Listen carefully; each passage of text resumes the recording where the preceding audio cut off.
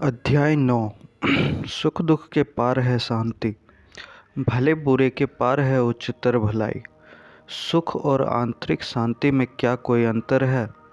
हाँ, सुख तो स्थितियों के सकारात्मक व अनुकूल हो जाने पर निर्भर करता है, लेकिन आंतरिक शांति किसी पर निर्भर नहीं कर रहा करती। क्या यह संभव है कि हम जीवन में केवल सकारात्मक स्थितियों को ही आकर्षित करें? अगर हमारी प्रवृत्ति और हमारी सोच हमेशा ही सकारात्मक रहे तो हम केवल सकारात्मक घटनाओं और स्थितियों को ही पैदा करेंगे। क्या ऐसा नहीं है? क्या आप सच में जानते हैं कि सकारात्मक क्या होता है और नकारात्मक क्या होता है? क्या पूरी तस्वीर आपके सामने रहती है? बहुत से ऐसे लोग हैं जिनके लिए सीमितता, असफलता, हानि, रोग या किसी भी रूप में दुख दर्द होना उनके सबसे बड़े शिक्षक सिद्ध हुए हैं।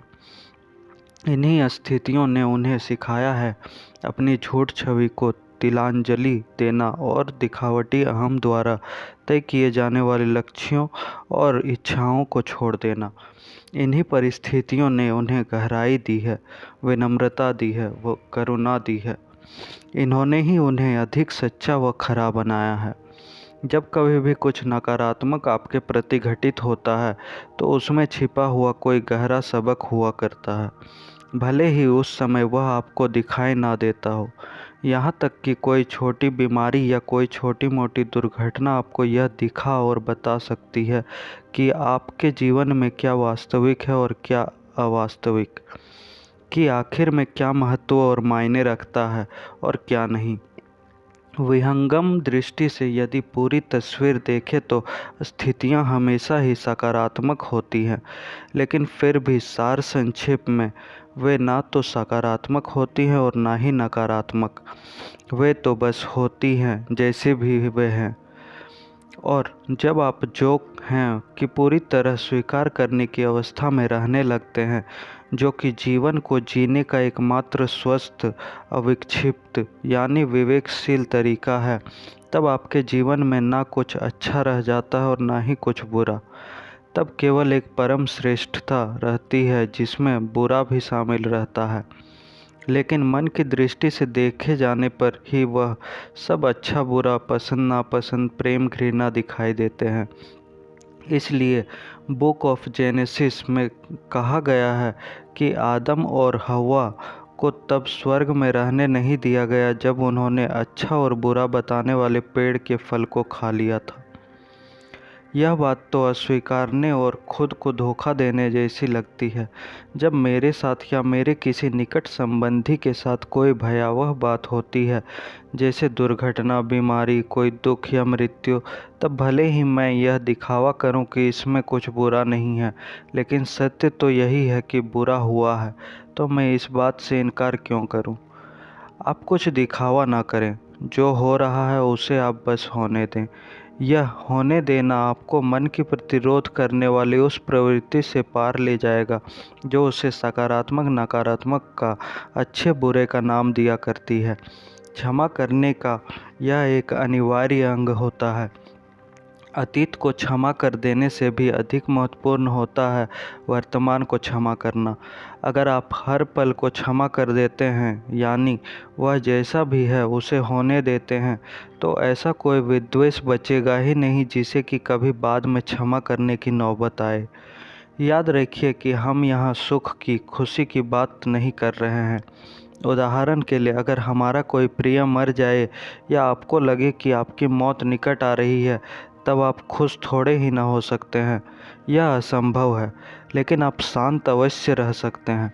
आपको दुख भी हो सकता है, आंसू भी आ सकते हैं, लेकिन अगर आपने दुख का प्रतिरोध करना छोड़ दिया है तो उस दुख के तले भी आप एक गहरी प्रशांतता, एक अक्षुब्धता, एक निर्मल प्रेजेंस महसूस कर सकते हैं। यह बीइंग का प्रादुर्भाव है। यह आंतरिक शांति है। यह वह अच्छापन है जिसका कोई विलोम प्रतिलोम नहीं होता। अगर कोई ऐसा स्थिति हो जिसमें मैं कुछ कर सकता हूँ, तो ऐसा कैसे होगा कि मैं उसे होने भी दूँ और साथ ही उसे बदल भी रहा हूँ? आप जो कर सकते हैं वह करें, लेकिन तब भी जो है को स्वीकार करें, क्योंकि मन और प्रतिरोध ये दोनों पर्यायवाची ही हैं। इसलिए जो है को स्वीकार करना आपको मन के हावी होने से तत्काल मुक्त कर देता है और इस प्रकार वह आपको बेंग के साथ पुनः जोड़ देती है। परिणाम स्वरूप करने के लिए अहम रचित उकसावे जैसे भय, लोभ, लालच, नियंत्रण, बचाव, अहम की मिथ्या छवि को खुराक देना, ये निष्क्रिय हो जाएंगे। तब मन से कहीं अधिक सशक्त प्रज्ञा ने बागडोर संभाल ली होती है और इसलिए आपके करने में चैतन्यता की एक अलग ही प्रकार की गुणवत्ता आ गई होती है।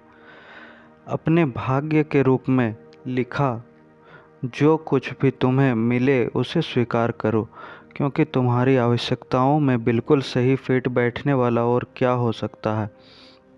यह बात 2000 साल पहले मार्क्स ऑरेलियस लिख गया था, जो कि ऐसे अत्यंत दुर्लभ व्यक्तित्व वाले लोगों में से एक था जिसके पास सांसारिक बल भी था और बुद्धिमत्ता भी थी। ऐसा लगता है कि अधिकतर लोगों को प्रतिरोध करना छोड़ने और जो है को स्वीकार करना शुरू करने से पहले, यानी क्षमा करना शुरू करने से पहले अत्यधिक दुख तकलीफ में से गुजरने की आवश्यकता होती है। जैसे ही वे ऐसा करते हैं, एक बड़ा चमत्कार होता है। जो कुछ बुराई जैसा दिख रहा था उसी के जरिए बिंग की चैतन्यता का जागरण हो जाता है और दुख तकलीफ आंतरिक शांति में तत्वांतरित हो जाते हैं। संसार की सारी दुख तकलीफ़ों का अंततः यही प्रभाव होता है कि वह इंसान को यह समझने के लिए विवश कर देती है कि अपने नाम और रूप के परे वह क्या है। इस प्रकार अपनी सीमित दृष्टि से जिसे हम बुराई के रूप में देखते हैं, वह वास्तव में उस उच्चतर भलाई का ही एक अंश होता है जिसका कि कोई विलोम प्रतिलोम नहीं हुआ करता। लेकिन आपके लिए यह क्षमा के माध्यम के अलावा अन्यथा सत्य सिद्ध नहीं होता। जब तक आप में क्षमा भाव नहीं आता, तब तक बुराई का आना बारंबार होता रहता है और इसलिए बुराई बनी ही रहती है। क्षमा, जिसका कि सारभूत अर्थ है अतीत की आसारता को, व्यर्थता को और अवास्तविकता को पहचानना व समझना तथा वर्तमान को जैसा वह है वैसा होने देना। ऐसी क्षमा के माध्यम से ही रूपांतरण का चमत्कार होता है, न केवल भीतर बल्कि बाहर भी। आपके सघन प्रेजेंस की अवस्था एक शांत आकाश बन जाती है, न केवल आपके अंदर बल्कि आपके आसपास भी। जो कुछ भी और जो कोई भी चैतन्यता के इस क्षेत्र में प्रवेश करता है वह इससे प्रभावित होता है। कभी कभी तुरंत भी होता है और होता हुआ दिखता भी है, और कभी किसी गहरे स्तर पर होता है और तब परिवर्तन थोड़ा बाद में दिखाई देता है।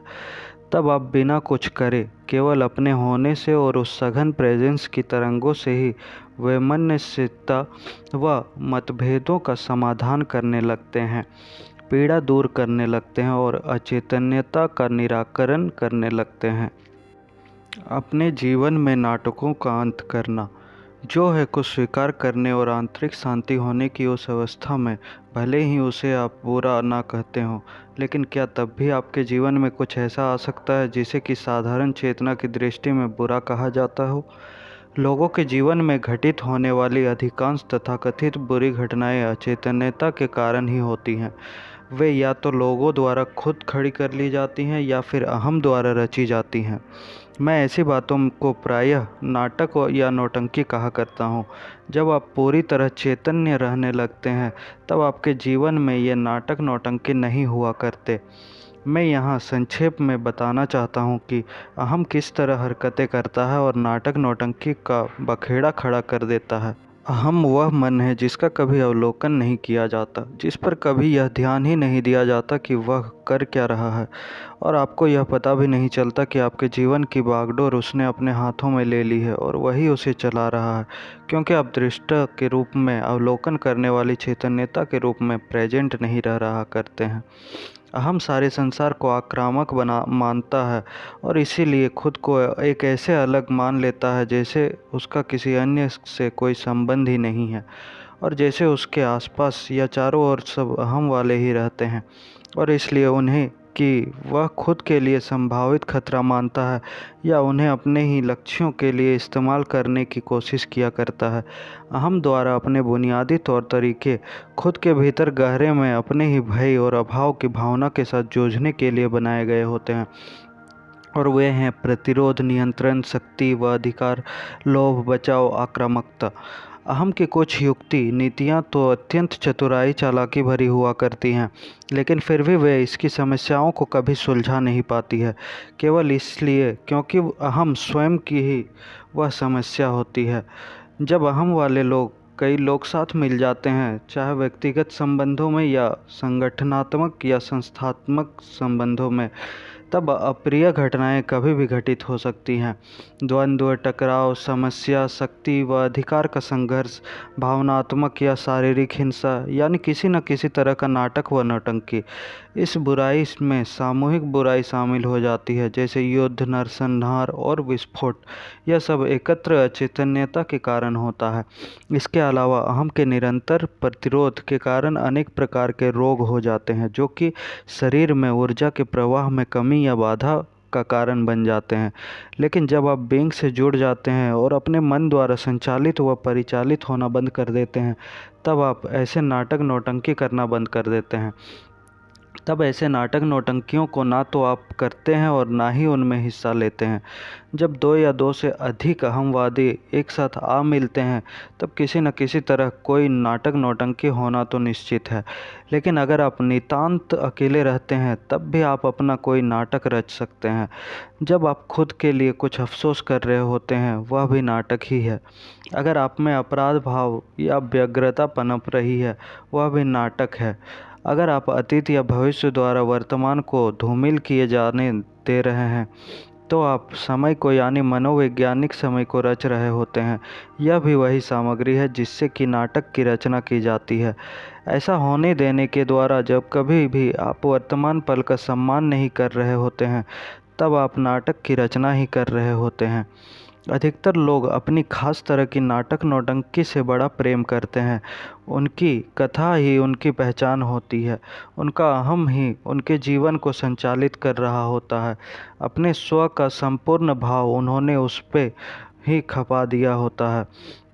यहाँ तक कि किसी उत्तर, किसी समाधान या किसी सुधार के लिए की जाने वाली उनकी कोई भी तलाश, जो कि प्रायः विफल ही रहती है, वह भी इसी नाटक का एक हिस्सा बन जाया करती है।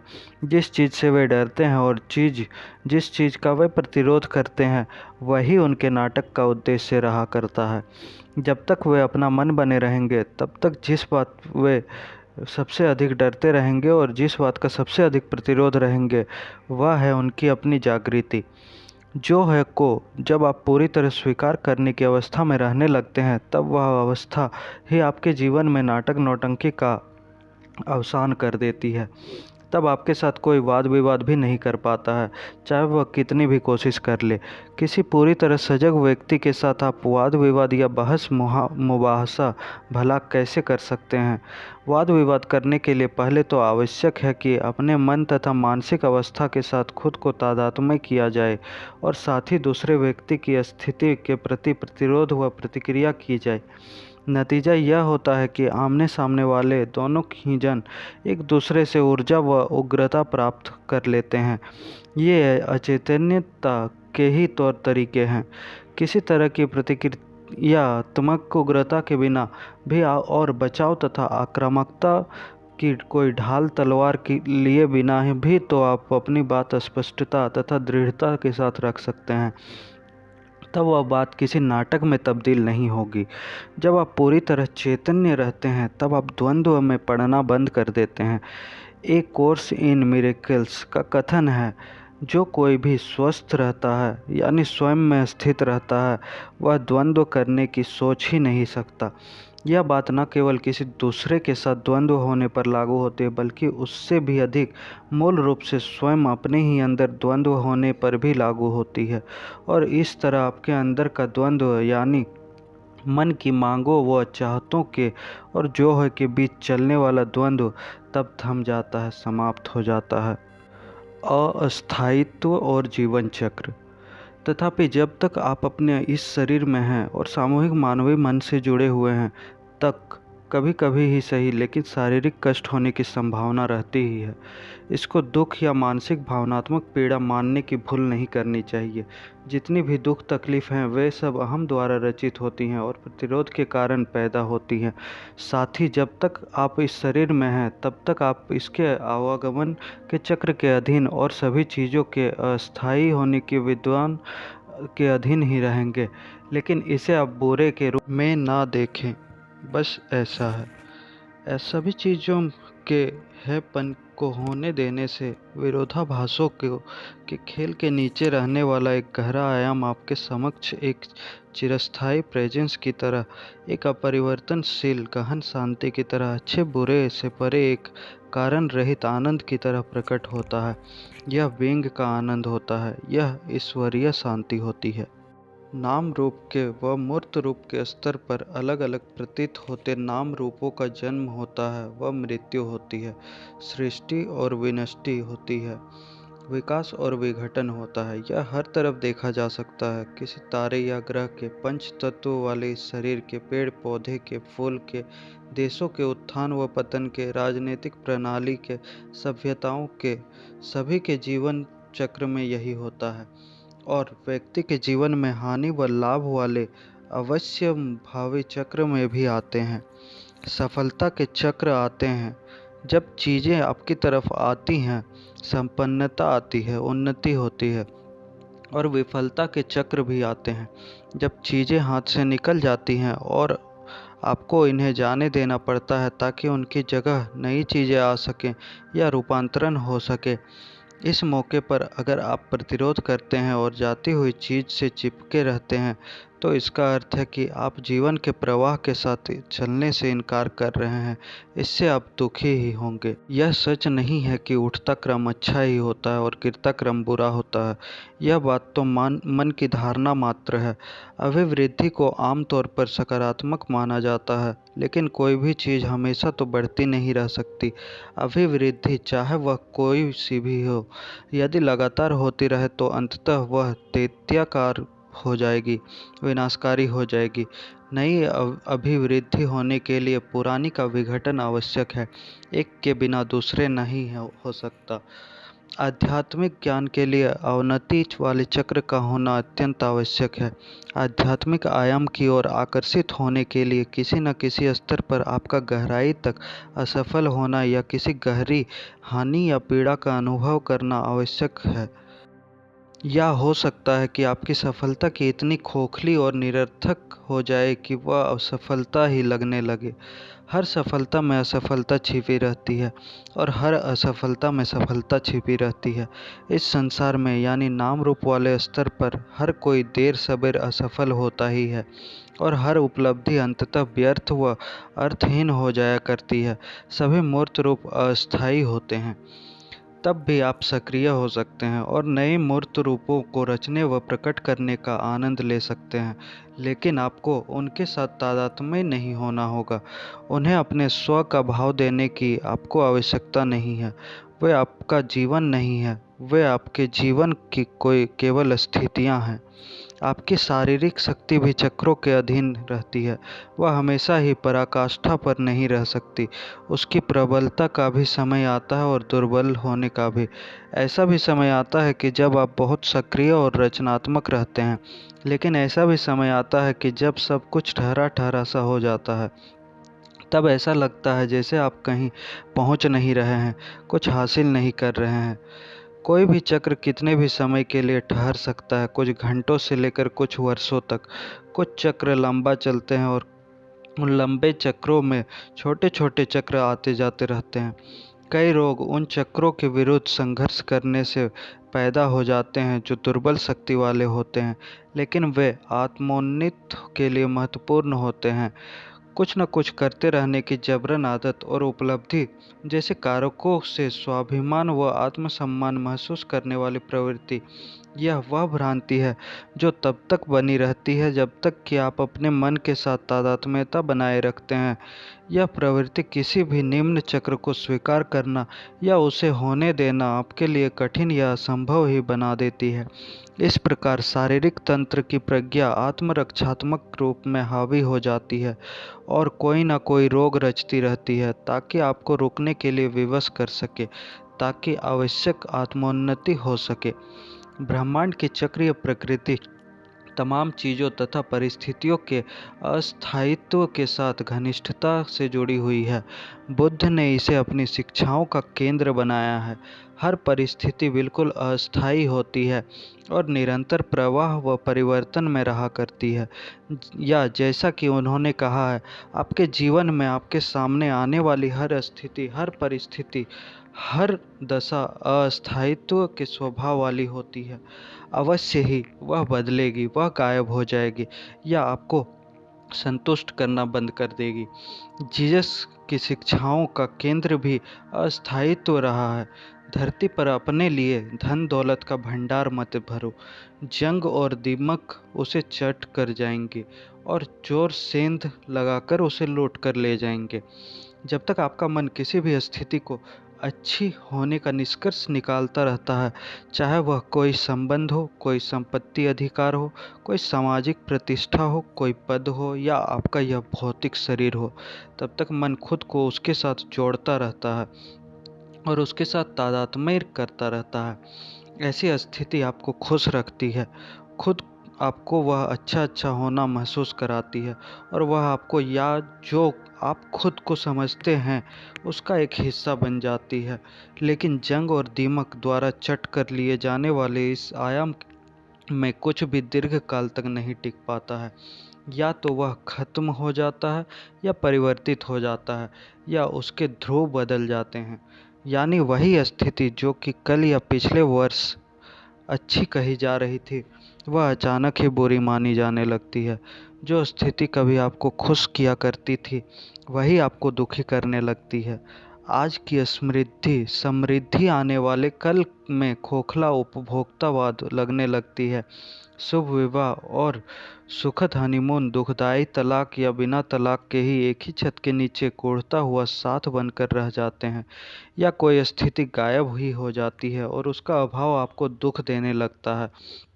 जिस स्थिति के साथ मन आसक्त हो गया हो और जिसके साथ उसने खुद को तादात्म्य कर लिया हो, वह स्थिति अगर बदल जाती है या गायब हो जाती है तो मन उस बात को स्वीकार ही नहीं कर पाता है। वह गायब हो चुकी स्थिति से ही चिपक जाता है और बदलाव का विरोध प्रतिरोध करता है। उसे ऐसा लगता है जैसे कि आपके शरीर से कोई अंग काट कर अलग ही किया जा रहा हो। ऐसा अक्सर सुनने में आता है कि अमुक व्यक्ति को भारी हानि हो गई या उसकी प्रतिष्ठा जाती रही तो उसने आत्महत्या कर ली। यह ऐसा ही सोच की पराकाष्ठा होती है। बाकी लोग जब किसी तरह की बड़ी हानि हो जाती है तो बहुत गहराई तक दुखी रहने लगते हैं या खुद को बीमार कर लेते हैं। दरअसल वे अपने जीवन और जीवन स्थिति में अंतर नहीं कर पाते हैं। हाल ही में मैंने एक प्रसिद्ध अभिनेत्री के बारे में सुना जिसकी मृत्यु 80 से अधिक की उम्र हुई, क्योंकि उसकी सुंदरता फीकी पड़ गई थी और वृद्धावस्था ने उनसे अनाकर्षक बना दिया था। इसलिए वह बहुत दुखी रहने लगी थी और एकांतवासी हो गई थी। यानी उसने भी एक स्थिति के साथ अपने बाहरी रूप के साथ खुद को तादात्म्य कर लिया था। पहले उसका बाहरी रूप उसे सुख देता था, उसके अहम की दृष्टि करता था, लेकिन फिर उस रूप का ना रहना उसके लिए दुखद हो गया। अगर वह खुद को अपने भीतर के निराकार और समय निरपेक्ष जीवन से जोड़ लेती तो वह शांत रहने वाले और क्षुब्ध न होने वाले अपने अंत कारण से उस फीके पड़ते अपने बाहरी रूप को दृष्टता की तरह, साक्षी की तरह देख पाती और उसे बस होने देती। इसके अलावा उसका बाहरी रूप भी उस आंतरिक आभा के कारण लगातार पारदर्शी सा होता जाता, जो कि उसके काल से प्रभावित न होने वाले सच्चे स्वरूप से प्रस्फुटित होता और इस तरह उसकी सुंदरता सचमुच फीकी नहीं पड़ती। वह बस आध्यात्मिक सुंदरता में बदल जाती। लेकिन किसी ने उसे नहीं बताया कि ऐसा भी हो सकता है। ज्ञान का जो प्रकार सबसे अधिक आवश्यक है, अधिकतर लोग उससे अभी भी दूर ही है। बुद्ध ने कहा है कि आपका सुख भी दरअसल दुख ही है, कष्ट है, असंतोष है। सुख अपने विलोम से यानी दुख से अलग नहीं रहता। इसका अर्थ यह हुआ कि आपका सुख और दुख दरअसल एक ही चीज़ है। केवल समय के दृष्टि भ्रम के कारण वे अलग अलग दिखाई पड़ते हैं। ऐसा सोचना नकारात्मक होना नहीं है, यह तो केवल चीज़ों के स्वभाव स्वरूप को पहचानना है, ताकि आप जीवन भर किसी मृग मरीचिका के पीछे ही दौड़ते ना रह जाएं। ना ही इसका अर्थ यह है कि सुखद व सुंदर चीज़ों या स्थितियों को की सराहना करना आप बंद कर दें, लेकिन उनसे किसी ऐसी चीज़ हासिल करने की चाहत रखना जो कि वे दे ही नहीं सकते, जैसे कि पहचान, स्थायित्व का भाव और उपलब्धि। यह अवश्य ही दुख, तकलीफ और खिन्नता पाने का नुस्खा है। आज का समूचा विज्ञापन उद्योग और उपभोक्ता समाज एकदम धड़ाम हो जाएगा अगर लोग एनलाइटेंड हो जाएं और चीज़ों से ही अपनी पहचान बनाना व चीज़ों में ही अपनी पहचान खोजना बंद कर दें। चीज़ों को अपनी पहचान बनाने व मानने में आप जितना अधिक सुख चाहेंगे, उतना ही अधिक आप इनके चक्कर में उलझते जाएंगे। बाहर का कुछ भी आपको कभी सुखी व संतुष्ट नहीं बना सकता, सिवाय अस्थायी तौर पर और सतही तौर पर। लेकिन इस सत्य को पहचानने से पहले आपको कई भ्रांति मुक्तियों के अनुभव से गुजरना होगा। चीज़ें व स्थितियाँ आपको सुख दे सकती हैं, लेकिन वे आपको दुख भी देंगे। चीज़ें व स्थितियाँ आपको सुख दे सकती हैं, लेकिन वे आपको आनंद नहीं दे सकती। कोई भी चीज़ आपको आनंद दे नहीं सकती। आनंद अकारण होता है, स्वतः होता है और आपके भीतर से ही बींग के आनंद रूप में प्रस्फुटित होता है। यह शांति की भीतरी अवस्था का एक अभिन्न अंग होता है, उस अवस्था का जिसे ईश्वरीय शांति कहा जाता है। यही आपकी स्वाभाविक व सहज अवस्था होती है, ना कि वह कि जिसके लिए आप कोल्हू का बैल बनने की और उसे पाने के लिए जूझने व संघर्ष करने की आवश्यकता पड़ती हो। अधिकतर लोग यह समझ ही नहीं पाते हैं कि कोई भी ऐसी चीज़ या कोई भी ऐसा काम कभी भी मुक्ति या उद्धार नहीं दिला सकता जो आप करते हैं या अपने स्वामित्व में रखते हैं या जिसे उपलब्धि मानते हैं। जो लोग इस बात को जान लेते हैं वे अक्सर विरक्त हो जाते हैं या अवसाद में चले जाते हैं और कहने लगते हैं, जब कोई भी चीज़ आपको सच्ची पूर्णता प्रदान नहीं कर सकती है तो फिर यह सारी जद्दोजहद काहे के लिए की जाए। किसी भी चीज़ का फिर मूल्य महत्व भला क्या रह जाता है। ओल्ड टेस्टामेंट के पैगंबर अवश्य इस ज्ञान को पा चुके होंगे जब उन्होंने यह लिखा था, जो कुछ इस धरती पर किया जाता है वह सब मैंने देखा है, इसलिए ध्यान दो, ये सब कुछ असार है, मिथ्याभिमान है, हवा को मुट्ठी में बंद करने की कोशिश करने जैसा है। जब आप इस मुकाम पर पहुंच जाते हैं तब दुख आपसे दो हाथ दूर रहने लगता है और आप एनलाइटनमेंट में बस एक हाथ दूर रह जाते हैं। एक बौद्ध सन्यासी ने एक बार मुझे बताया, 20 वर्ष के अपने सन्यासी जीवन में मैंने जो सीखा है उसे मैं संक्षेप में एक वाक्य में इस तरह कह सकता हूँ, जो आया है वह जाएगा भी। मैंने यही सीखा है। जो वह कहना चाह रहा था वह दरअसल यह था, मैंने सीखा है कि जो है के प्रति कोई प्रतिरोध मत करो। मैंने सीखा है कि वर्तमान को होने दो और सभी चीज़ों तथा स्थितियों के अस्थायी स्वभाव को स्वीकार करो। इस तरह मैंने शांति पाई है। जीवन के प्रति प्रतिरोध न करना यानी शालीनता, सुघड़ता, मैत्री भाव, सहजता, सरलता व प्रफुल्लता की अवस्था में रहना। यह अवस्था फिर इस बात पर निर्भर नहीं करेगी कि चीज़ें एक खास तरह से ही हो, अच्छी या बुरी। यह बात काफ़ी विरोधाभास भरी लग सकती है, लेकिन जब किसी चीज़ पर आपकी निर्भरता नहीं रहेगी तो आपके जीवन की साधारण स्थितियों में यानी बाहरी चीज़ों में बड़ा सुधार आने लगेगा। वे चीज़ें, लोग और स्थितियाँ जिन्हें आप समझते थे कि आपके सुख व खुशी के लिए आवश्यक हैं, अब वे आपकी किसी जद्दोजहद और कोशिश के बिना ही आपके पास आने लगेंगे और जब तक भी वे रहेंगे तब तक आप उसका आनंद ले सकेंगे, उनकी सराहना कर सकेंगे।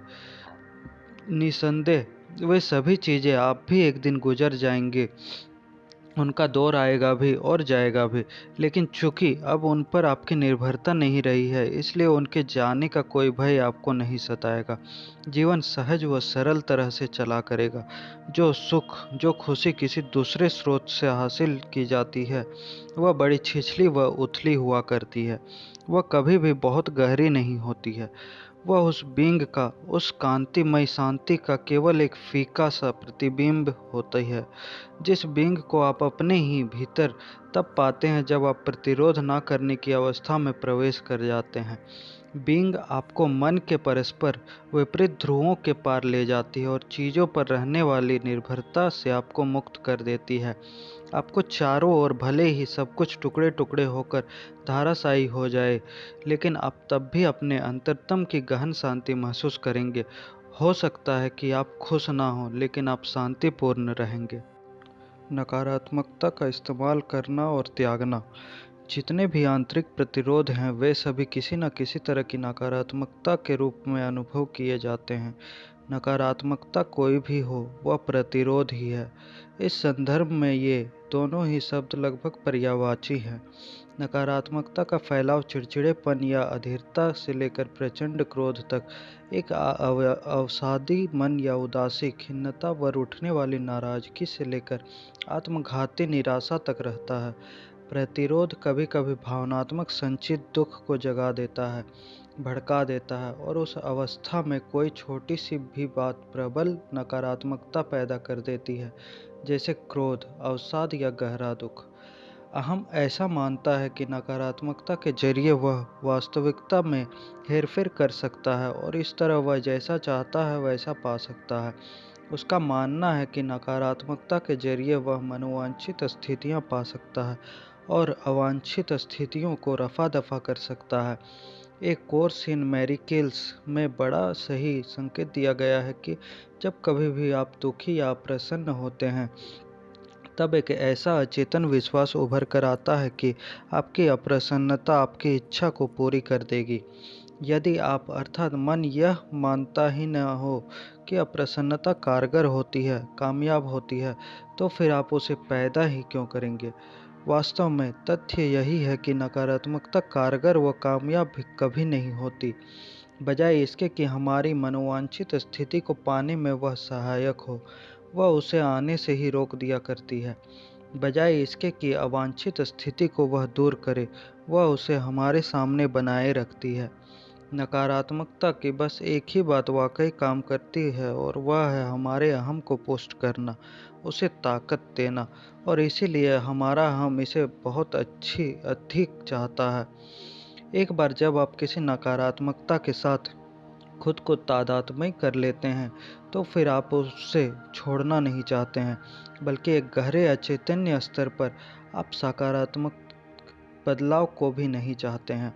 ऐसा करना आपको आपकी दुखी, क्रोधी या सताए गए व्यक्ति वाली छवि के लिए खतरा पैदा कर देता है। तब आप अपने जीवन में सकारात्मकता की उपेक्षा करने लगते हैं, सकारात्मक को इनकार करने लगते हैं और उसे चुपके चुपके इधर उधर कर दिया करते हैं। यह एक बहुत ही आम मंजर है, लेकिन यह पागलपन भी है। नकारात्मकता पूरी तरह अप्राकृतिक है, सृष्टि क्रम के विरुद्ध है। यह मन को प्रदूषित करने वाली होती है। प्रकृति के विषाक्त होने, उसका विनाश होने के और उस व्यापक नकारात्मकता के बीच गहरा संबंध है, जो कि सामूहिक मानव मन के एकत्र हो गई है। मनुष्य के अलावा इस धरती पर कोई भी अन्य जीव नकारात्मकता नहीं जानता। इसी प्रकार मनुष्य के अलावा इस धरती का अन्य कोई भी जीव धरती का अतिक्रमण, अत्याचार, बलात्कार नहीं करता, इस धरती को विषाक्त नहीं करता जो कि उसका पालन पोषण करती है, उसे जीवन दान देती है। क्या आपने कभी किसी अप्रसन्न फूल को देखा है? किसी तनावग्रस्त पेड़ को देखा है? क्या किसी ऐसी डॉल्फिन को देखा है जो अवसाद में हो? या किसी ऐसे मेंढक को देखा है जिसे अपनी इज्जत की समस्या हो? या किसी बिल्ली को जो कि चैन से आराम ना कर पा रही हो? किसी ऐसी चिड़िया को जो कि नफरत और नाराजगी का बोझ लेकर उड़ रही हो?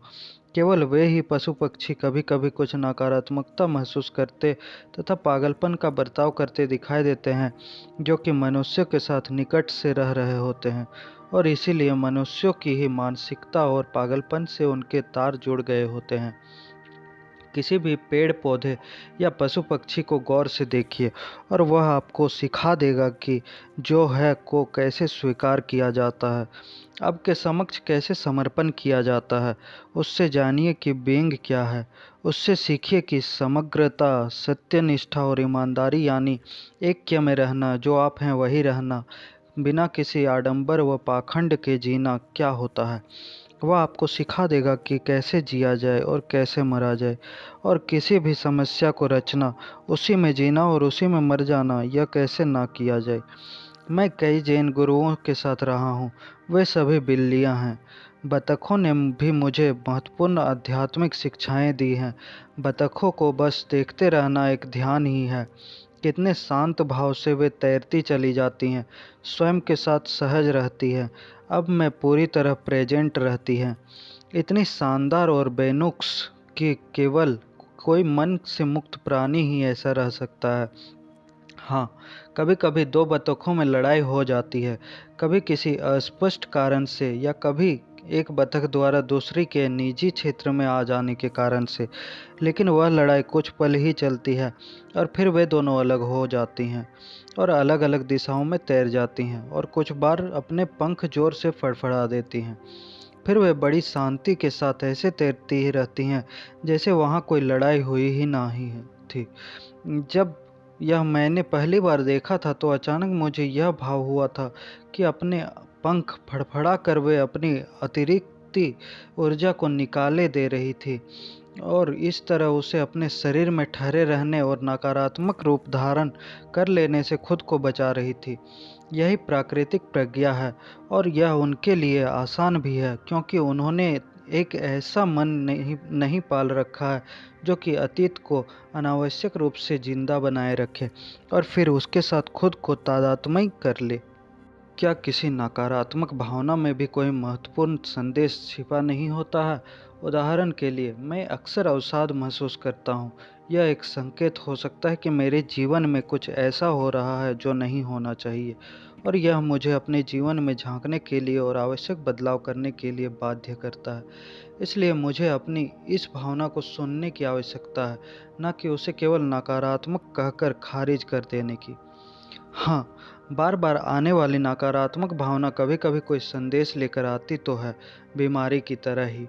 लेकिन आपके द्वारा किया जाने वाला कोई भी बदलाव, चाहे वह आपके काम धाम के साथ हो, आपके संबंधों के साथ हो या आपके परिवेश के साथ हो, वह अंततः तब तक ऊपरी व दिखावटी ही रहता है जब तक कि वह आपकी चेतना के स्तर पर आने वाले बदलाव से प्रस्फुटित नहीं होता। और जहाँ तक ऐसे बदलाव की बात है, इसका केवल एक ही अर्थ होता है और वह है अधिकाधिक प्रेजेंट रहना। जब आप प्रेजेंस के एक निश्चित स्तर पर पहुँच जाते हैं, तब आपको किसी ऐसी नकारात्मकता की आवश्यकता नहीं रह जाती है कि वह आए और आपको बताए कि आपकी जीवन स्थिति में क्या कुछ करने की आवश्यकता है। लेकिन जब तक नकारात्मकता मौजूद है, उसका इस्तेमाल कीजिए। उसका इस्तेमाल एक ऐसे संकेत के रूप में कीजिए कि वह आपको अधिकाधिक प्रेजेंट रहने की याद दिलाती रहती हो। ऐसा कैसे हो कि नकारात्मकता पैदा ही ना हो, और अगर हो भी जाए तो हम उससे तत्काल छुटकारा पा सकें। जैसा कि मैंने बताया है कि पूरी तरह से प्रेजेंट रहने पर आप उसे पैदा होने से रोक सकते हैं, लेकिन हतोत्साहित मत होइए। इस धरती पर ऐसे कम ही लोग हैं जो कि निरंतर प्रेजेंस की अवस्था में बने रह सकते हैं। कुछ ऐसे भी हैं जो इस अवस्था के काफ़ी निकट रहते हैं, और मुझे विश्वास है कि जल्दी ही काफ़ी सारे लोग इस अवस्था में रहने वाले हो जाएंगे। जब कभी भी आपको लगे कि आपके अंदर कोई नकारात्मकता पैदा हो रही है, तो आप उसे ऐसे देखें जैसे आप किसी फर्नीचर को देखते हैं, लेकिन उसे एक मददगार संकेत की तरह भी देखें जो आपसे कह रहा हो, जागो, अपने मन से बाहर निकल आओ, प्रेजेंट रहो। अल्ट्स हक्सले का एक उपन्यास है, आइलैंड, जो उन्होंने अपनी काफ़ी बड़ी उम्र में तब लिखा था जब आध्यात्मिक शिक्षाओं में उनकी दिलचस्पी बहुत बढ़ गई थी। यह एक ऐसे व्यक्ति की कहानी है जिसकी नाव टूटकर एक ऐसे दूरस्थ और निर्जन टापू पर जा लगी थी, जो कि बाकी दुनिया से बिल्कुल कटा हुआ था। उस टापू पर एक अनूठी सभ्यता रह रही थी। उस सभ्यता की एक असाधारण बात यह थी कि बाकी दुनिया के विपरीत वे लोग सचमुच स्वस्थ चित्त थे, विवेकी थे, अविक्षिप्त थे, पागल नहीं थे। जिस बात ने हक्सले का ध्यान सबसे पहले आकृष्ट किया वे थे रंग बिरंगे तोते जो पेड़ों पर अपना अंडा जमाए हुए थे, और ऐसा लग रहा था कि वे लगातार इन शब्दों को बोल रहे थे, ध्यान दो यहाँ और अब, ध्यान दो यहाँ और अब। हमें बाद में पता चला कि टापूवासियों ने ही उन्हें ये शब्द सिखाए थे, ताकि प्रेजेंट रहने के लिए उन्हें यह बात लगातार याद दिलाई जाती रहे। इसलिए जब कभी भी आपको लगे कि आपके अंदर नकारात्मकता अपना सिर उठा रही है, ऐसा चाहे किसी बाहरी बात के कारण हो, किसी विचार के कारण हो, या फिर किसी विशेष कारण से भी हो जिसे कि आप पहचान नहीं पा रहे हो, तब उस नकारात्मकता को एक ऐसे सचेतक की तरह देखें जो आपको सचेत कर रही हो। ध्यान दो यहाँ और अब, जागो। इस संदर्भ में आपकी कोई एक छोटी सी भी चिड़चिड़ाहट, एक छोटी सी झलझलाहट भी एक मायने रखती है, और इसलिए आप उसे देखें, उसे समझें। अन्यथा अनदेखी प्रतिक्रियाएं आपके अंदर इकट्ठा होती चली जाएंगी। जैसा कि मैं पहले बता चुका हूँ, जैसे ही आप यह समझ लेंगे कि आप इस नकारात्मक ऊर्जा को अपने अंदर रखना नहीं चाहते हैं, और यह भी कि यह किसी सार्थक उपयोग की नहीं है, त्यों ही आप इसे अनायास ही छोड़ सकते हैं।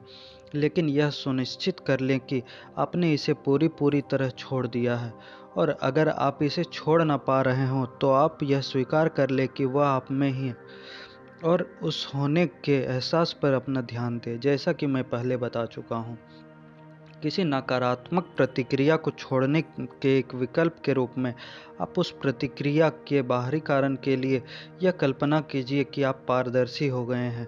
तब आप उस प्रतिक्रिया को गायब होते देख सकते हैं। मेरा आग्रह है कि आप इसका अभ्यास पहले छोटी और बहुत छोटी प्रतिक्रियाओं के साथ भी करना शुरू करें। उदाहरण के लिए मान लीजिए कि आप अपने घर में आराम से बैठे हैं। अचानक ही सड़क के उस पार से किसी कार के तीखे व तेज हॉर्न की आवाज़ आपके कानों को चीर जाती है। एक झल्लाहट पैदा होती है। जरा सोचिए कि इस झल्लाहट का प्रयोजन क्या है? कुछ भी तो नहीं। फिर आपने इसे क्यों पैदा किया? इस झल्लाहट को आपने पैदा नहीं किया, बल्कि मन ने पैदा किया। यह झल्लाहट पूरी तरह स्वयं स्फूर्त थी, पूरी तरह अनजाने व अनचाहे पैदा हुई थी। तो मन ने इसे क्यों पैदा किया? क्योंकि मन अचेतन रूप से यह मानता है कि यह झल्लाहट एक प्रतिरोध है, जैसे कि आप नकारात्मक या नाखुशी या नाराजगी के रूप में अनुभव कर रहे हैं। यह झल्लाहट किसी न किसी तरह इस अवांछित अवस्था को दूर कर देगी। यह एक भ्रम है, भ्रांति है सचमुच, जो प्रतिरोध मन ने खड़ा किया है। जैसे इस मामले में झल्लाहट या क्रोध, दरअसल वह उस मूल कारण से कहीं अधिक क्षुब्ध, उद्विग्न और हैरान परेशान करने वाला है, जैसे कि दूर करने के लिए मन ने यह कदम उठाया है। इस सब को आध्यात्मिक साधना के रूप में परिणत किया जा सकता है। स्वयं को पारदर्शी होता महसूस कीजिए, ऐसा ही पारदर्शी जैसे कि आपका शरीर किसी ठोस पदार्थ का ना हो। अब उस शोर को या नकारात्मक प्रतिक्रिया पैदा करने वाले किसी भी बात को अपने उस पारदर्शी शरीर में से गुजरने दीजिए। वह आपके अंदर की किसी भी ठोस दीवार से नहीं टकरा रही है। जैसा कि मैंने कहा, पहले कभी किसी छोटी बात से शुरू कीजिए। कार का हॉर्न, कुत्तों का भौंकना, बच्चों का हल्ला करना, ट्रैफिक जाम में फंसना इत्यादि, बजाय इसके कि आप अपने अंदर प्रतिरोध की कोई दीवार खड़ी करें, जिससे कि ऐसी चीज़ें जिन्हें कि होना नहीं चाहिए लगातार और तकलीफ़देह तरीके से टकरा रही हों। आप हर चीज़ को अपने में से बस गुजर जाने दीजिए। अगर कोई आपसे कुछ ऐसी बात देता है जो कि अभद्र है और ठेस पहुंचाने के लिए कही गई है, तब बजाय इसके कि आप अचेतन्य प्रतिक्रिया करने व नकारात्मकता में जाएं, जैसे आक्रामक हो उठना, बचाव की मुद्रा में आ जाना या वहां से चले जाना, आप उसे अपने में से गुजर जाने दीजिए। कोई प्रतिरोध खड़ा मत कीजिए। यह कुछ ऐसा होगा जैसे उस ठेस को लेने वाला वहाँ कोई है ही नहीं। यही है क्षमादान। इस तरह से आप अभेद्य हो जाते हैं। मगर तब भी आप चाहें जो उस व्यक्ति को बता सकते हैं कि उसका व्यवहार स्वीकार्य नहीं है, लेकिन उस व्यक्ति में इतनी शक्ति नहीं होगी कि वह आपकी आंतरिक अवस्था को नियंत्रित कर सके। तब आपकी शक्ति आपके हाथों में ही रहेगी, किसी और के हाथों में नहीं। और ना ही तब आप अपने मन द्वारा संचालित किए जा रहे होंगे।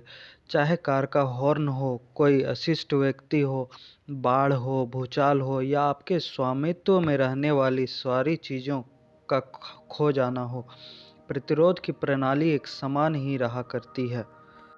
मैं ध्यान का अभ्यास किया करता हूँ। मैं कई कार्यशालाओं में भी गया हूँ। मैंने अध्यात्म पर कई किताबें भी पढ़ी हैं और मैं अप्रतिरोध अविरोध की अवस्था में रहने की कोशिश किया करता हूँ। लेकिन अगर आप मुझसे पूछे कि क्या मुझे सच्ची और अस्थायी आंतरिक शांति मिल गई है, तो ईमानदारी से मेरा जवाब ना ही होगा। मुझे वह क्यों प्राप्त नहीं हुई, उसके लिए मैं और क्या करूँ। आप उसकी तलाश अभी भी बाहर ही कर रहे हैं और आप तलाश की तरकीबों से बाहर नहीं निकल पा रहे हैं। आप सोचते हैं कि शायद अगली कार्यशाला में या किसी नई तकनीक में मुझे जवाब मिल जाए। आपके लिए मैं इतना ही कहूँगा, शांति की खोज मत कीजिए। जिस भी अवस्था में आप अब हैं, उसके अलावा किसी भी अवस्था की तलाश मत कीजिए, अन्यथा आप आंतरिक द्वंद्व और अचेतन प्रतिरोध खड़ा कर लेंगे। शांत न रह पाने के लिए खुद को क्षमा कर दीजिए। ज्यों ही आप अपनी अशांतता को पूरी तरह स्वीकार कर लेंगे, त्यों ही आपकी अशांतता शांतता में तत्वांतरित हो जाएगी। जिस भी चीज़ को आप पूरी तरह से स्वीकार कर लेंगे, वो आपको शांति में मिल जाएगी। समर्पण का चमत्कार यही है। आपने यह मुहावरा तो सुना ही होगा, दूसरा गाल भी सामने कर दो, जिसे कि 2000 साल पहले एनलाइटनमेंट के एक महान गुरु ने प्रयोग किया था। दरअसल वह अप्रतिरोधकता तथा अप्रतिक्रियात्मकता को एक प्रतीक रूप में बताने कर प्रयास कर रहा था। अपने इस वक्तव्य में वह आपकी केवल आंतरिक वास्तविकता से सरोकार रखे हुए था, न कि आपके जीवन के बाहरी व्यवहार से, आपके गाल से। क्या आपको बंजान की कहानी मालूम है? एक महान जैन गुरु बनने से पहले उसने कई साल एनलाइटनमेंट की तलाश में लगा दिए थे, लेकिन एनलाइटनमेंट हमेशा उससे बचकर निकल जाता। फिर एक दिन जब वह बाजार में घूम रहा था, तब एक बूचड़ और ग्राहक के बीच होने वाली बातचीत उसके कानों में पड़ी। ग्राहक कह रहा था, तुम्हारे पास जितना भी मांस है, मुझे उसका बेहतरीन टुकड़ा दो। इस पर बूचड़ का जवाब था, मेरे पास जितना भी मांस है, उसका हर टुकड़ा बेहतरीन है। यहाँ ऐसा कोई मांस है ही नहीं जो कि बेहतरीन ना हो। यह सुनते ही बंजान एनलाइटेंड हो गया। मुझे लग रहा है कि आपको इसकी व्याख्या चाहिए। जब आप जो हैं रूपी मांस को स्वीकार कर लेते हैं, तब उसका हर टुकड़ा हर पल बेहतरीन ही हो जाता है। यही है एनलाइटनमेंट। करुणा का स्वभाव। मन द्वारा रचे जाने वाले विलोमों और विरोधों से पार पहुंच जाने के बाद आप एक गहरी झील के समान हो जाते हैं। आपके जीवन की बाहरी स्थिति और जो कुछ वहां हो रहा है, वह सब उस झील की ऊपरी सतह हुआ करता है। मौसम के अनुसार कभी शांत तो कभी तूफानी, लेकिन नीचे गहराई में झील हमेशा सुशांत, अविक्षुब्ध, निश्चल रहती है। आप वह समूची झील हैं, केवल उसकी ऊपरी सतह नहीं, और आप अपनी गहराई से जुड़े रहते हैं, जो कि बिल्कुल शांत व स्थिर रहती है।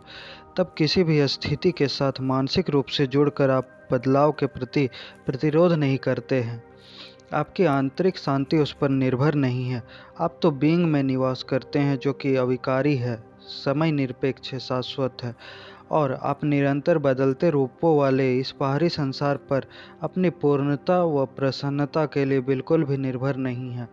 आप उन रूपों का आनंद ले सकते हैं, उनके साथ खेल सकते हैं, नए नए रूप रच सकते हैं, इस सब के सौंदर्य को सराह सकते हैं, लेकिन उसके किसी भी रूप के साथ खुद को नत्थी कर लेने की, बांध लेने की कोई आवश्यकता आपको नहीं है। अगर आप इस तरह खुद को अलग कर लेंगे, तो इसका मतलब क्या यह नहीं है कि आप दूसरे इंसानों से भी दूर हो जाएंगे, बल्कि इसका उलट होगा। जब तक आप बीइंग से अनभिज्ञ व अनजान रहेंगे तब तक दूसरे लोगों की वास्तविकता का आपको पता ही नहीं चलेगा, क्योंकि तब आपको अपनी ही वास्तविकता का पता नहीं होगा। आपका मन उनके उस व्यक्तित्व को पसंद या नापसंद करता रहेगा जिसमें केवल उनका शरीर ही नहीं बल्कि मन भी शामिल रहता है। सच्चा संबंध तभी स्थापित हो पाता है जब बीइंग के प्रति सजगता रहती है। बीइंग में से आने के कारण दूसरे के तन और मन को आप बिल्कुल स्क्रीन की तरह देख सकते हैं तथा यथा तथ्य जिसके पीछे आप उनकी वास्तविकता को सही सही महसूस कर सकते हैं, बिल्कुल वैसे ही जैसे आप अपनी महसूस करते हैं। इसलिए किसी के दुख या अचेतन्य व्यवहार के साथ मुठभेड़ होने पर आप प्रेजेंट बने रहते हैं और बीइंग के संपर्क में रहते हैं और इस तरह इस योग्य हो जाते हैं कि अपनी ही बीइंग में से देखते हुए दूसरे व्यक्ति के नाम रूप से परे उसकी कांतिमय तथा विशुद्ध बीइंग को महसूस कर सकें। बीइंग के स्तर पर सारी समस्याएं केवल भ्रम भ्रांति के रूप में ही जानी जाती हैं। दुख होता है नाम रूप के साथ गहरे तक जुड़ जाने, उसके साथ तादात्म्य कर लेने के कारण। इस बात का ज्ञान हो जाने पर और दूसरों के में बीइंग के प्रति चेतना जाग जाने पर कभी कभी हीलिंग के चमत्कार भी होते हैं, अगर दूसरे भी तैयार हैं तो। क्या यही होती है करुणा? हाँ, आप अपने तथा समस्त जीवों के बीच एक गहरा नाता होने के प्रति सजगता होना ही करुणा है। लेकिन इस करुणा के इस नाते दो पहलू होते हैं। एक पहलू तो यह है कि चूंकि आप अभी भी यहाँ एक भौतिक शरीर के रूप में रह रहे हैं, इसलिए आप दूसरे हर इंसान और हर प्राणी के साथ ही अपने इस भौतिक स्वरूप की असुरक्षा और निस्वरता में भागीदार रहते हैं। अगली बार जब कभी आप ऐसा कहें या सोचें कि अमुक में और मुझ में कुछ भी समान नहीं है, तो याद रखिएगा कि आप में और उसमें बहुत कुछ समान है। अब से कुछ साल बाद, 2 साल या 70 साल, अवधि से कोई फर्क नहीं पड़ता। आप भी और वह भी बदबूदार लाश बन जाएंगे, फिर खाक का ढेर बन जाएंगे और फिर कुछ नहीं रहेंगे। यह एक ऐसी सौम्यकारी और विनम्रकारी स्पष्ट समझ है जिसमें अहंकार के लिए कोई स्थान नहीं होता। क्या यह कोई निराशात्मक व नकारात्मक विचार है? नहीं, बल्कि यह एक सत्य है, तथ्य है। इसकी तरफ से आप अपनी आंखें क्यों मूंद रहे हैं? इस अर्थ में आप में और अन्य हर प्राणी में पूरी पूरी समानता है। भौतिक नाम रूप की और अपनी भी निस्वरता पर गहराई से ध्यान लगाना सबसे सशक्त आध्यात्मिक साधनाओं में से एक है। इसे मरण से पहले मरना कहा जाता है। इसमें गहरे उतरिए। आपका भौतिक रूप छीज रहा है, यह कुछ नहीं है। फिर एक ऐसा समय आता है जब आपका मानसिक रूप या विचार भी मर जाया करता है, लेकिन तब भी आप रहते हैं। वह दिव्य प्रेजेंस रहती है जो आप हैं, कांतिमान, पूर्ण जागृत। जो वास्तव है वह कभी नहीं मरता, केवल नाम रूप और माया मरा करता है।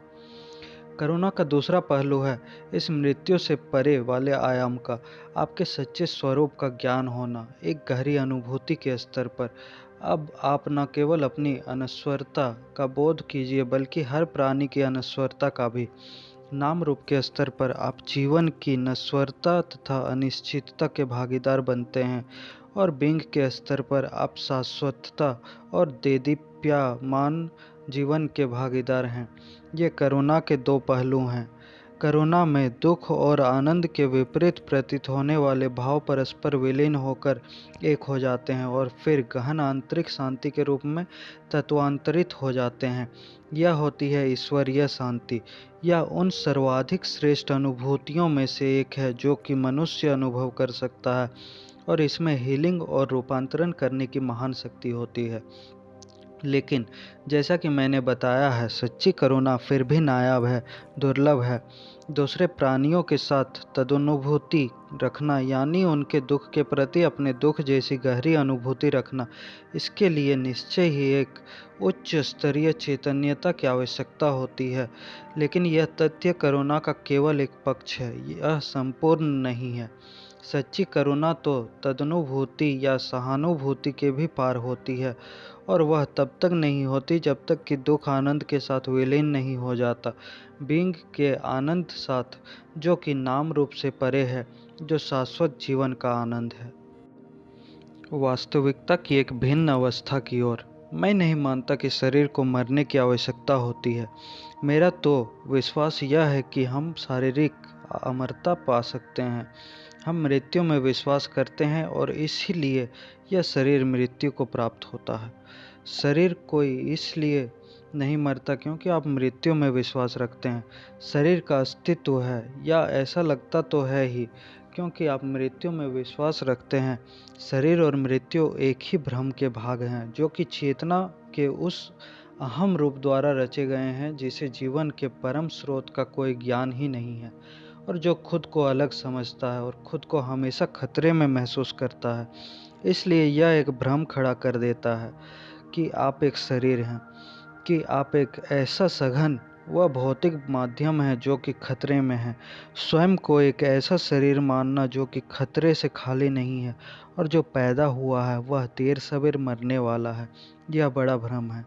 शरीर और मृत्यु एक ही भ्रम है, एक के बिना दूसरा नहीं हो सकता।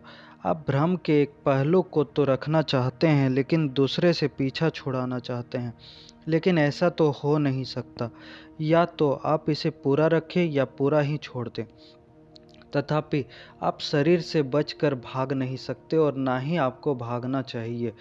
ठीक है कि यह बड़ी भारी भ्रांति है कि यह शरीर आपका सच्चा स्वरूप है, लेकिन वह सच्चा स्वरूप भी तो इस भ्रांति के ही अंदर कहीं छुपा हुआ है, ना कि कहीं बाहर। और इसलिए उस सच्चे स्वरूप तक पहुंचने के लिए केवल एक स्थान यह शरीर ही तो है। अगर कभी आपकी नज़र किसी देवदूत पर पड़ जाए लेकिन गलती से आप उसे एक पाषाण प्रतिमा समझ लें, तो उसे देखने के लिए आपको अपनी नज़र को दुरुस्त करके उस पाषाण प्रतिमा को ध्यान से देखना होगा, ना कि इधर उधर देखना, क्योंकि तब आप पाएंगे कि वहाँ तो कोई प्रतिमा थी ही नहीं। अगर मृत्यु में हमारा विश्वास होने से शरीर बनता है, तो फिर किसी भी पशु पक्षी के शरीर क्यों है? किसी भी पशु पक्षी में ना तो अहम होता है और ना ही वह मृत्यु में विश्वास रखता है, लेकिन वह फिर भी मरता ही है, या ऐसा लगता तो है ही। यह याद रखिए कि जीवन का आपका दर्शन आपकी चेतना की अवस्था का ही प्रतिबिंब होता है। आप उससे कोई अलग नहीं हैं और बाहर कहीं कोई वास्तविक संसार नहीं है। हर पल आपकी चेतना उस संसार को रचती रहती है जिसमें आप रह रहे होते हैं। आधुनिक भौतिकी से प्राप्त होने वाला एक महान परिज्ञान यह है कि अवलोकनकर्ता और अवलोकित एक ही है। किसी प्रयोग परीक्षण करने वाले व्यक्ति यानी अवलोकनकर्ता चेतना को अवलोकन की जा रही दृश्य वस्तु से अलग नहीं किया जा सकता, और यह भी कि देखने के किसी भिन्न तरीके से दृश्य वस्तु का व्यवहार भी भिन्न हो जाया करता है। एक गहरे स्तर पर अगर आप अपनी अस्तित्व रक्षा के लिए अलगाव तथा संघर्ष में विश्वास रखते हैं, तो आप देखेंगे कि वह विश्वास आपके चारों ओर प्रतिबिंबित हो रहा होता है और आपका देखना भय द्वारा संचालित हो रहा होता है। आप मृत्यु और शरीरों को के एक ऐसे संसार में रह रहे हैं जहां युद्ध है, मारकाट है और जहां लोग एक दूसरे को तबाह कर रहे हैं। दरअसल कुछ भी जैसा दिखाई पड़ता है वैसा वह होता नहीं है। जो संसार आप रचते हैं और जिसे अपने अहमन्य मन से देखते हैं, वह बड़ा अटपटा और दुख भरा लग सकता है, लेकिन जो कुछ आप देख रहे होते हैं वह केवल एक प्रकार का द्योतक होता है, एक छवि या कल्पना होता है। जीवन के दुख भी ऐसे ही हैं। निर्भर इस बात पर करता है कि ब्रह्मांड की अणु शक्ति की नृत्य लीला की व्याख्या आपकी चेतना किस तरह करती है और किस तरह उसके साथ परस्पर क्रिया प्रतिक्रिया करती है। यह शक्ति आपकी तथाकथित भौतिक वास्तविकता की सामग्री होती है। इसे आप शरीर, जन्म, मृत्यु के रूप में या अपनी जीवनी रक्षा के संघर्ष के रूप में देखते हैं। असंख्य रूप से भिन्न व्याख्याओं का और पूरी तरह से भिन्न संसारों का होना संभव है, और वास्तव में वे विद्यमान भी हैं, लेकिन यह सब देखने वाली चेतना पर निर्भर करता है। हर प्राणी चेतना का केंद्रीय बिंदु है, और ऐसा हर केंद्रीय बिंदु अपना संसार अलग रचा करता है। मानव संसार है, चींटियों का संसार है, डॉल्फिनों इत्यादि का संसार है। ऐसे असंख्य प्राणी हैं जिनकी चेतना की बहुलता आपकी चेतना की बहुलता से इतनी भिन्न है कि आप उनके होने से शायद अनभिज्ञ ही हैं, और वे आपके होने से अत्यधिक चैतन्य लोग, जो कि परम स्रोत के साथ और एक दूसरे के साथ अपने जुड़ाव के प्रति सजग हैं, वह ऐसे संसार में वास करते हैं जो कि आपको स्वर्ग सरीखा लगेगा, लेकिन फिर भी सारे संसार मूलतः एक ही हैं। हमारा सामूहिक मानव संसार अधिकांशतः चेतना के स्तर द्वारा निर्मित है, जिसे कि हम मन कहते हैं। इस सामूहिक मानव संसार में भी बड़ी भिन्नताएं हैं। अनेक भिन्न भिन्न उप संसार हैं जो कि अपने अपने संसारों के दृष्टाओं तथा रचयिताओं पर निर्भर करते हैं, क्योंकि सारे ही संसार परस्पर संबद्ध हैं। इसलिए जब सामूहिक मानव चेतना रूपांतरित हो जाएगी, तब प्रकृति तथा पशु जगत भी उस रूपांतरण को प्रतिबिंबित करेगा। इसलिए बाइबल का यह कथन कि आने वाले समय में शेर और बकरी एक ही घाट पर पानी पिएंगे, वस्तु स्थिति की एक बिल्कुल ही भिन्न व्यवस्था की संभावना की ओर इशारा करता है। जैसा कि मैंने बताया, यह संसार जैसा हमें आज दिख रहा है, वह अधिकांशतः हमारे ही अहमन्य मन का प्रतिबिंब है। भय चूँकि अहमन्य भ्रम विभ्रम का ही अपरिहार्य व अनिवार्य परिणाम होता है, इसलिए इस संसार पर भय हावी रहता है। जैसे कि सपनों में देखी गई छवियां हमारे अंतर्मन तथा भावनाओं की प्रतीक हुआ करती है, वैसे ही हमारा सामूहिक यथार्थ भी अधिकांशतः उस भय तथा उस भारी नकारात्मकता का एक प्रतीकात्मक प्रकट रूप ही है, जो कि सामूहिक मानव मन में एकत्र होता चला गया है। हम अपने संसार से कुछ अलग नहीं हैं, और इसलिए जब अधिकांश मनुष्य अपने अहमन्य भ्रम से बाहर निकल आएंगे, तब यह आंतरिक बदलाव सारी सृष्टि पर प्रभाव डालेगा। तब आप सचमुच एक नए संसार में रह रहे होंगे। यह इस पूरे ग्रह की चेतना का बदलाव होगा। एक अनूठा बौद्ध कथन है, प्रत्येक पेड़ और घास का हर तिनका अंततः एनलाइटेंड हो जाएगा। यह कथन दरअसल इसी सत्य की ओर इशारा कर रहा है। सेंट पॉल के अनुसार समूची सृष्टि प्रतिज्ञा कर रही है कि मानव एनलाइटेंड हो। मैं उनके कथन का अर्थ यह निकालता हूँ, सृष्टि का यह विश्व उत्सुक अपेक्षा के साथ ईश्वर की संतान से के मुक्त होने की प्रतीक्षा कर रहा है। सेंट पॉल आगे कहते हैं कि सारी सृष्टि इस तरह मुक्त हो जाएगी। आज स्थिति यह है कि यह सारा श्रेष्ठ संसार अपने सभी अंगों में से ऐसे करा रहा है जैसे वह प्रसव पीड़ा में है। जिसका जन्म हो रहा है वह है एक नई चैतन्यता, और उसी के अपरिहार्य प्रतिबिंब के रूप में नया संसार जन्म ले रहा है।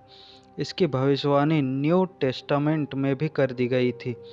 तब मैंने एक नया स्वर्ग और एक नई धरती देखी, क्योंकि पहला स्वर्ग और पहली धरती समाप्त हो गए थे। लेकिन कारण और परिणाम को लेकर भ्रमित मत होइए। आपका पहला काम एक बेहतर संसार बन जाने के माध्यम से मुक्त होना नहीं है, बल्कि नाम रूप के साथ अपनी तादात्म्यता से जाग कर बाहर आना है। फिर आप इस संसार के यथार्थ के इस स्तर के बंधन में नहीं रहते हैं। तब आप अपनी जड़ें अप्रकट व अव्यक्त में महसूस कर सकते हैं, और इस तरह से इस प्रकट संसार के मोहपाश से मुक्त हो सकते हैं। फिर भी आप इस संसार के रास्ते के सुखों को महसूस कर सकते हैं, लेकिन उनके खो जाने का भय फिर आपको नहीं रहता है, और आपको उनसे चिपके रहने की आवश्यकता भी नहीं रहती है। तब आप भले ही इंद्रिय सुख का आनंद ले सकते हो, लेकिन इंद्रिय सुख अनुभव करने की ललक लालसा आप में नहीं रह जाती है, और साथ ही मानसिक तुष्टिकरण के जरिए अहम के जरिए तृप्त होने की निरंतर तलाश भी नहीं रहती है। तब आप एक ऐसी चीज़ के संपर्क में आ चुके होते हैं जो कि असीम व अनंत रूप से किसी भी सुख की अपेक्षा कहीं अधिक विशाल होती है, और किसी भी प्रकट चीज़ की अपेक्षा कहीं अधिक बड़ी होती है। एक तरह से तब आपको संसार की कोई आवश्यकता ही नहीं रह जाती है, यहाँ तक कि यह जिस तरह का है उससे कुछ अलग तरह का होना भी की भी आवश्यकता आपको नहीं रह जाती है। यह केवल एक ऐसा बिंदु है जहाँ से आप एक नया संसार रचने की, यथार्थ की एक भिन्न व्यवस्था को रचने की शुरुआत करने में अपना सच्चा योगदान दे सकते हैं। यही केवल एक ऐसा बिंदु है जब आप सच्ची करुणा अनुभव करते रहें और निमित्त के स्तर पर दूसरों की सहायता करते हैं। केवल वे लोग ही एक बेहतर संसार की रचना कर सकते हैं जो संसार के पार और परे हो जाते हैं। जो संसार से ऊपर उठ जाते हैं। आपको याद होगा कि पीछे हमने सच्ची करुणा के दोहरे स्वरूप की बात की है, जो कि साझा की जाने वाली निस्वार्थता और अनस्वरता के अभयनिष्ठ बंधन के प्रति सजगता होती है। इस गहन स्तर पर व्यापक अर्थ में करुणा हीलिंग बन जाती है। इस अवस्था में आपका हीलिंग प्रभाव मूलतः आपके कुछ करने पर नहीं बल्कि आपके होने पर आधारित रहता है। आप जिस किसी के भी संपर्क में आते हैं वह आपकी प्रेजेंस का स्पर्श पाता है। आप में से प्रस्फुटित होने वाली शांति का उस पर प्रभाव पड़ता है, भले ही वह उसके प्रति सजग हो या ना हो। जब आप पूरी तरह प्रेजेंट रहते हैं और तब अगर आपके आसपास वाले लोग अचेतन्य व्यवहार प्रकट करते हैं तब उसके प्रति प्रतिक्रिया करने की आपको आवश्यकता ही नहीं लगती है और इस तरह आप उसे वास्तविकता में घटित होने ही नहीं देते हैं। आपकी शांतता इतनी गहरी व इतनी विशाल हो जाती है कि जो कुछ भी शांत नहीं है वह उसमें इस प्रकार विगलित तथा विलुप्त हो जाता है जैसे कि वह कभी था ही नहीं। आपकी वह शांतता क्रिया तथा प्रतिक्रिया के कर्म चक्र तो तोड़ डालती है। तब पशु पक्षी पेड़ पौधे फूल पत्ती भी आपकी शांतता को अनुभव करते हैं और तदनुसार अनुक्रिया करते हैं। ईश्वर की शांति का प्रत्यक्ष उदाहरण प्रस्तुत करते हुए आप वहाँ होने मात्र से ही शिक्षा दे रहे होते हैं। आप विशुद्ध चैतन्यता का एक उद्गम बन जाते हैं, विश्व प्रकाश बन जाते हैं और इस तरह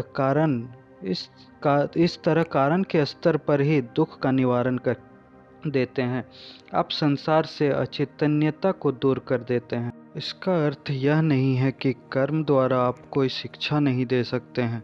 उदाहरण के लिए यह बताना कि मन से तादात्म्यता को कैसे तोड़ा जाए, कि कैसे खुद के अंदर के अचेतन ढर्रों को पहचाना जाए इत्यादि। लेकिन जो आप कहते हैं या जो आप करते हैं उसकी अपेक्षा जो आप हैं वह कहीं अधिक प्रभावकारी शिक्षा होती है। वही शिक्षा संसार के लिए कहीं अधिक रूपांतरणकारी होती है, हमेशा ही। इसके अलावा बीइंग की प्रधानता को पहचानना, स्वीकारना और कारण के स्तर पर कार्य करना इस संभावना को समाप्त नहीं कर देता है कि आप जब भी कभी दुख देखें तो उसे दूर करने के द्वारा आपकी करुणा कर्म और प्रभाव दोनों के ही स्तर पर साथ साथ प्रकट हो सकती है। अगर कोई व्यक्ति भूखा है और आपसे रोटी मांगता है तो अगर आपके पास रोटी है तो आप उसे रोटी दे देते हैं। लेकिन भले ही आप उसे रोटी दे रहे हो और उसके साथ आपकी बातचीत थोड़ी सी ही हो, जो चीज़ वास्तव में महत्व रखती है वह है बीइंग की साझेदारी का वह पल। रोटी तो उसका प्रतीक मात्र है। उसी पल में एक बड़ी गहरी हीलिंग होती है। उस पल में ना तो लेने वाला होता और ना कोई देने वाला। लेकिन पहली बात तो यह कि भूख व भूखमरी तो होनी ही नहीं चाहिए। भूख और हिंसा जैसी बुराइयों का निपटान किए बिना हम एक बेहतर संसार भला कैसे बना सकते हैं। जितनी भी बुराइयां हैं वे सब अचैतन्यता की ही परिणाम हैं।